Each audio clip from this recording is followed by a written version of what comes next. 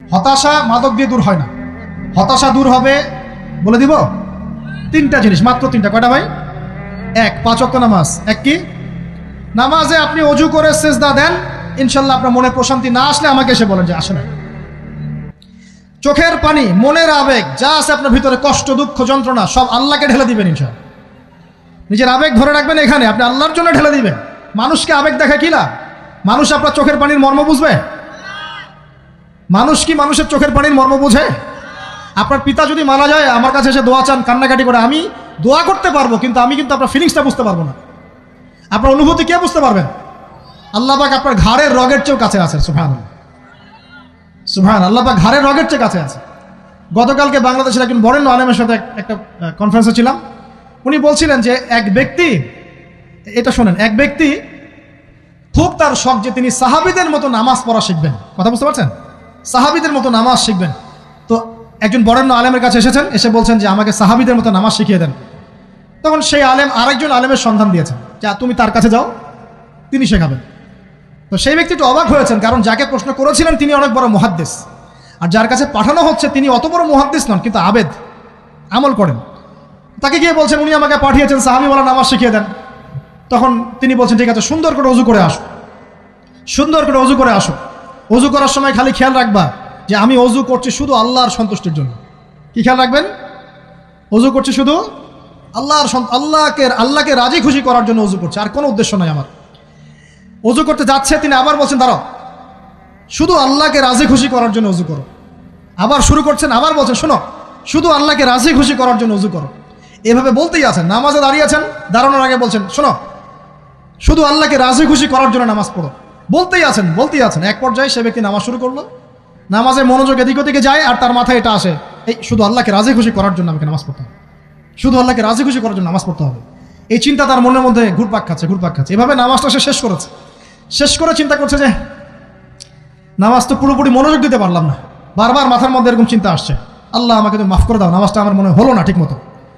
তখন সে ফিরে এসে তার সে ওস্তাদকে বলছেন আমার তো নামাজ এরকম এরকম করে পড়লাম, কিন্তু শেষমেশ মনে হলো যে নামাজটা হয়তো কবুল হয় নাই, আল্লাহর কাছে খুব মাফ চাইলাম, আল্লাহ আমাকে মাফ করে দাও, নামাজটা মনে হলো না। তখন সেই যে প্রথম ব্যক্তি যিনি পাঠিয়েছেন তিনি বলছেন এটাই হলো সাহাবীওয়ালা নামাজ। তারা আল্লাহকে রাজি খুশি করার জন্য নামাজ পড়তেন, নামাজ শেষ করে আল্লাহর কাছে ইস্তেগফার করতেন, আল্লাহ কিছুই হলো না, কিছুই হলো না। আমার কথা কি বুঝতে পারছেন? অতএব আল্লাহকে রাজি খুশি করার জন্য আপনি আপনার আবেগ, আপনার ইবাদত সব ঢেলে দিবেন ইনশাআল্লাহ। অন্য কারো কাছে কিছু পাওয়ার আশা করবেন। আমাকে আল্লাহ পাঠিয়েছেন দুনিয়াতে নামাজ পড়তে, রোজা রাখতে, দিনের প্রচার করতে, দিনের জ্ঞান অর্জন করতে, এই তো। তা আমি একজন মেয়ের জন্য জীবন নষ্ট করে দিব কেন? আমি তাহলে আল্লাহর কাছে কি মুখ দেখাবো, আর নবীর কাছে কি মুখ দেখাবো? ওখানে গিয়ে বলবো আল্লাহ আমি আমার অমুক প্রেমিকার জন্য আশেক হয়ে একদম জীবন দিয়ে দিয়েছি, আত্মহত্যা করেছি। গেছে ভাই, যাইতে দেন। যে ব্যক্তি আপনার অবস্থানকে মূল্যায়ন করে নাই সে আপনার যোগ্য ছিল না। এখন আপনি কি করবেন? নিজের অবস্থান উন্নত করেন, আপনার পিছনে লাইন ধরে ঘুরবে ইনশাআল্লাহ। এটাই বাস্তবতা। দুনিয়া খুব খারাপ জিনিস। মানুষ মানুষের অবস্থানকে মূল্যায়ন করে, মানুষ মানুষের অবস্থানকে মূল্যায়ন করে, কিন্তু আল্লাহ রাব্বুল আলামিন আপনাকে সর্বাবস্থায় ভালোবাসেন। আলহামদুলিল্লাহ। এই যে আমরা এখন অনেক পাপ করছি না, আল্লাহ কি আমাদেরকে আযাব দিয়ে ধ্বংস করে দিয়েছেন? আল্লাহ পাক এখনো আমাদেরকে ভালোবাসেন, রহম করেন, অপেক্ষায়, আল্লাহ পাক অপেক্ষা করছেন কখন তওবা করবে, আমি তওবা কবুল করব। এই কখন আমার বান্দা খালি একবার বলে আস্তাগফিরুল্লাহ, আল্লাহ পাক সাথে সাথে মাফ করে দেবেন ইনশাআল্লাহ। আর সেই আল্লাহকে ভুলে আপনি কার পিছনে ছুটছেন? আমরা কিন্তু নিয়াত করতে পারি ভাই যে আমরা যারা ওয়াজ শুনলাম জীবনে কোনোদিন সিগারেটে হাত দিব না ইনশাআল্লাহ। রাজি আছি ভাই? অন্য বড় বড় জিনিস তো বহু দূরের কথা। আচ্ছা, অনেকে রাজি হয় নাই কেন? আপনারা কি অলরেডি আসক্ত? আমি অনেক ভাইকে দেখেছি মাশাআল্লাহ ইফতার খুলেই একদম বেনসন টানা শুরু করে। হ্যাঁ, এটা যে হারাম আপনাদের কেউ ওয়াজ করে শোনায় নাই? এটাকে কি মনে করেন আপনারা, হারাম না হালাল? কেউ বলেছে মাকরু, নাকি মাকরু ফতোয়া দিয়েছে? মাকরু শব্দের অর্থ জানেন আপনি? মাকরু শব্দের অর্থ কি একটু শোনেন। সূরা বনী ইসরাইল খুলবেন। কোন সূরা? সূরা বনী ইসরাইল। আল্লাহ পাক বলছেন আমি বনু ইসরাইলকে এই কাজগুলো করতে নিষেধ করেছিলাম। কোন কোন কাজ? জেনা করো না, জেনার ধার কাছে যেও না, এতিমের মাল আত্মসাৎ করো না, শিরক করো না, ইত্যাদি। যারা আলেম আছেন তারা আমার কথা বুঝবেন। এই কাজগুলোর পরে আল্লাহ পাক বলছেন যে এই প্রত্যেকটা কাজ আল্লাহর কাছে মাকরুহ, অপছন্দের। কিসের? অপছন্দ। তাহলে এটাকে আপনি সহজ মনে করছেন? নিয়াত করি আল্লাহ পাকের সন্তুষ্টির জন্য আমরা কোনোদিনও মাদকের সাথে সম্পৃক্ত হব না ইনশাআল্লাহ। আর বিশ্বাস করেন, শুধুমাত্র মাদকদ্রব্য নিয়ন্ত্রণ অধিদপ্তর এই আইন কানুন এগুলো দিয়ে, জরিমানা দিয়ে মানুষকে মাদক ছাড়ানো যাচ্ছে না, যাবে না। কেন যাবে না এটা আপনারা খুব ভালো করেই জানেন, আমি বলতে চাচ্ছি না। অনেক সময় মাদক বিরোধী কনসার্ট করে মানুষ, মাদক বিরোধী কনসার্টে ওঠার আগে এক বোতল ডাইল খেয়ে আসে আগে। এগুলো কি বাস্তব কথা বলছি না অবাস্তব কথা বলছি? আমাদের যুবক ভাইরা কোশ্চিন কালেও মাদকের ধার কাছে যাবেন না ইনশাআল্লাহ। একটা হাদিস খালি মনে রাখেন, এই হাদিসটা মনে রাখেন। নবী সাল্লাল্লাহু আলাইহি ওয়াসাল্লাম বলেছেন, কেউ যদি মাদকদ্রব্য সেবন করে তার 40 দিনের নামাজ কবুল হবে না। সিগারেট একটা খেয়েছি, 40 দিন নামাজ নাই। এরপর যদি সে তওবা করে আল্লাহ মাফ করে দিবেন। আবার যদি মাদক খায় আবার 40 দিন কবুল হবে না। যদি আবার তওবা করে আল্লাহ মাফ করে দিবেন। আবারও যদি খায় আবারও 40 দিন কবুল হবে না। আবারও তওবা করলে আল্লাহ আবার মাফ করে দিবেন। চতুর্থবার সে যদি মাদক খায়, আল্লাহ রসুল সাল্লাল্লাহু আলাইহি ওয়াসাল্লাম বলছেন, আল্লাহ পাক কিয়ামতের মাঠে তাকে তিনাতুল খাবাল পান করাবেন। কি পান করাবেন? তিনাতুল খাবাল। সাহাবীরা বললেন, ইয়া রাসূলুল্লাহ, এটা কি তিনাতুল খাবাল? কি?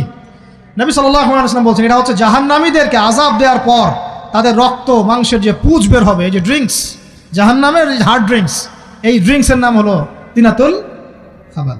আল্লাহ পাক আমাদের সবাইকে মাদক থেকে বাঁচিয়ে রাখে। আমল হচ্ছে কোরআন তেলাওয়াত। যে ব্যক্তি কোরআন তেলাওয়াত করতে পারে নিয়মিত, তার মনের মধ্যে এই হতাশা, এই ভীরুতা, এই কাপুরুষতা কিচ্ছু আসবে না ইনশাআল্লাহ। আমি গ্যারান্টি দিচ্ছি আপনাকে, হতাশা আসবেই না আপনার মনে, যদি আপনি কোরআন বুঝতে পারেন।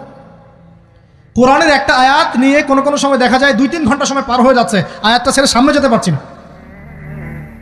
কোরআনের ভিতরে ঢুকলে আপনি দুনিয়ায় ভুলে যাবেন কি হচ্ছে আশপাশে।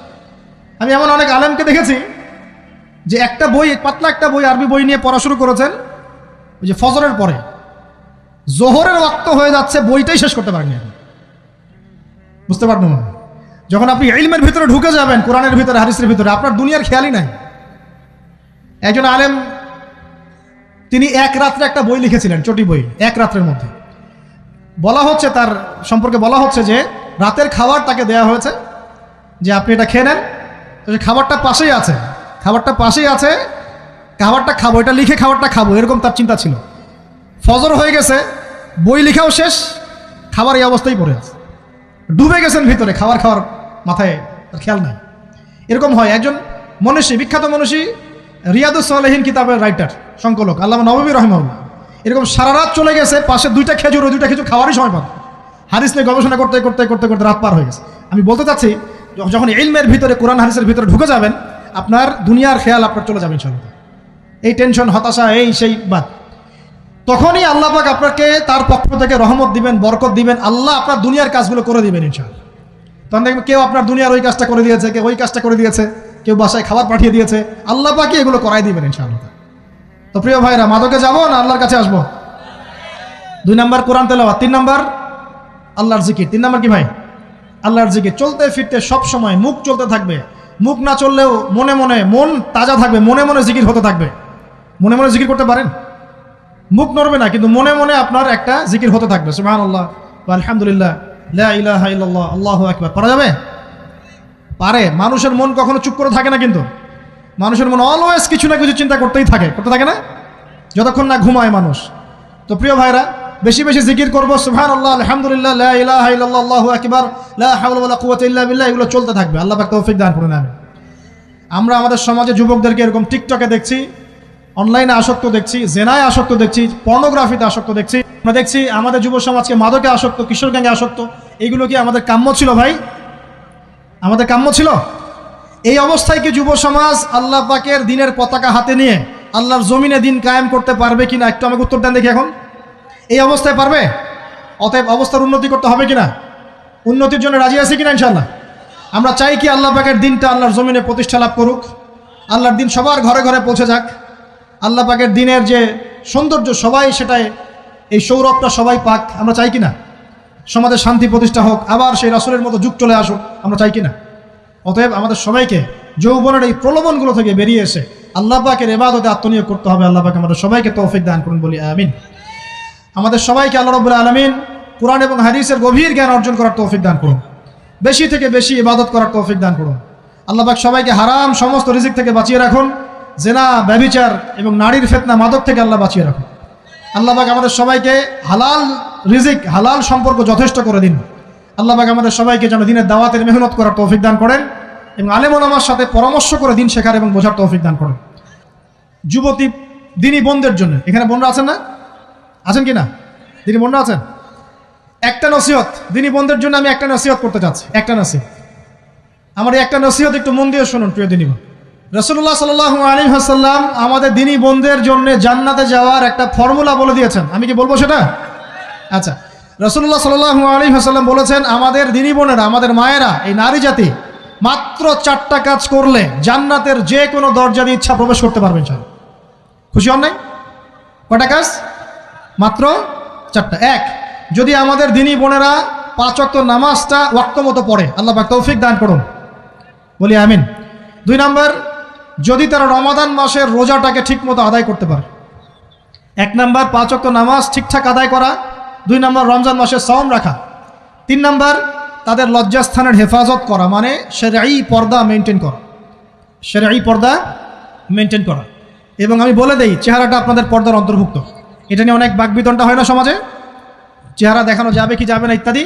চেহারা আপনার পর্দার অন্তর্ভুক্ত বিষয়, ফুল স্টপ। এর উপরে ফতোয়া অনেকে অনেকভাবে দিচ্ছে, কিন্তু বরেণ্য উলামায়ে কেরামের কিতাবগুলো ঘাটাঘাটি করেন, তাদের ফতোয়া হচ্ছে চেহারা আপনার পর্দার অন্তর্ভুক্ত বিষয়, চেহারা ঢেকে রাখবেন, আল্লাহ পাক তৌফিক দান করুন। চোখ থাকবে খোলা, ঠিক আছে। 4 নাম্বার, স্বামীর আনুগত্য করতে হবে। স্বামীর আনুগত্য, এই যে আনুগত্য শব্দ শুনলেই মানুষের একটা মানে নেগেটিভ ধারণা তৈরি হতে পারে। স্বামীর আনুগত্য মানে কি আমি তার দাসত্ব করব? আনুগত্য মানে, প্রিয় দিনী বোন, আনুগত্য মানে দাসত্ব নয়। আনুগত্য মানে কোরআন সুন্নাহর যে বিধানগুলো আপনার স্বামী আপনাকে পালন করতে বলবে, আপনি সেগুলো করবেন, আপনি করতে বাধ্য। কিন্তু স্বামী যদি কোরআন সুন্নাহর বাইরে কিছু করতে বলে, সেটা মানতে আপনি বাধ্য নন। স্বামী যদি আপনাকে বলে যে সুদ খাও, এই সুদি এনজিওতে আসো, নাম লেখাও। স্বামী যদি আপনাকে বলে যে আসো বেপর্দায় বাইরে যাই, সাজুগুজু করে বের হও, চলো ঘুরে আসে বেপর্দায়। স্বামী যদি বলে দেবরকে একটু খাবারটা দিয়ে আসো, আমার অফিসের কলিগ আসছে, খাবার পরিবেশন করো, আসো ডাইনিংয়ে আসো, এই যে হারাম কাজ বেপর্দার আদেশ করছে, সুদের আদেশ করছে, আপনি সেগুলো পালন করবেন না। কিন্তু হালাল বৈধ যে কোনো বিষয় আপনি স্বামীর আনুগত্য করবেন, এটা আপনার উপর ফরজ। এই 4টা কাজ যদি আপনি করতে পারেন, জান্নাতের যে কোনো দরজা দিয়ে ইচ্ছা আপনি প্রবেশ করতে পারবেন ইনশাআল্লাহ। আল্লাহ পাক আমাদের দিনী বোনদেরকে এই 4টা কাজ করার তৌফিক দান করুন। আমাদের সবাইকে আল্লাহ পাক জান্নাতের জন্য কবুল করুন, বলি আমিন।